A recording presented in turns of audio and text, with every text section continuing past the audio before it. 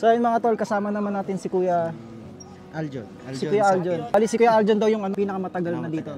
8 months lang naman. 8 months. So yun Kuya Aljon, ano yung mga sasabi mo sa experience mo dito as a seasonal farmer dito sa South Korea? Masarap na mahirap kasi syempre kaya mo masabing masarap, malaki yung sahod. Hindi mo makukuha basta-basta sa Pilipinas yun. Tapos yung hirap naman, syempre yung hirap, dadanasin mo talaga yung bigat ng trabaho, yung mga sermon ng mga amo, mga sigaw, mga mura nila. Mararanasan mo talaga, pero konting tiis lang talaga. Buti nga 8 months lang kasi, pero kung mas matagal, baka mas mahirap, tapos ganun yung mga amo, mas mahirap. Ano yung masasabi mo sa mga Koreano? Kamusta sila bilang katrabaho? Kung pagdating naman sa trabaho, syempre oras.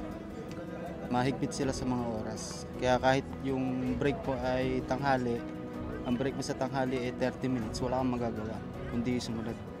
Tapos sa trabaho naman, karamihan ay mababait, maraming masaya kasama sa trabaho. Yung iba naman talaga, tsatsagain mo talaga yung mga... iba-iba na ugali. Iba-iba talaga rin ang ugali ng mga Koreano. Magkano yung sinasahod nyo dito as a seasonal farmer dito sa South Korea? Kami seasonal farmer, ang sinasahod kasi namin, pinirma namin sa kontrata is 86.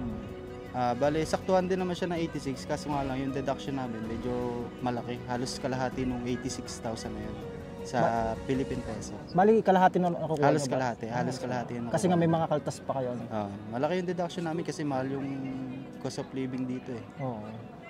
Yung bahay na lang eh, tapos yung pagkain, imbis na mabudget mo yung pagkain, nag-grocery kasi kami kada linggo.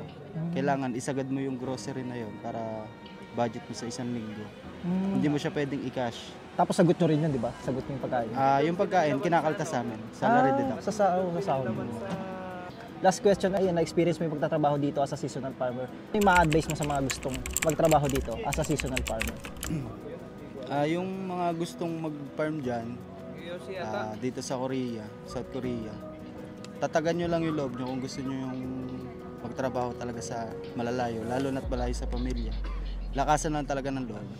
Mag-ipon kayo para maramdaman nyo yung sulit na dinanas nyo rito sa yung pagod. Yun lang. So yeah, thank you. Salamat. Ingat.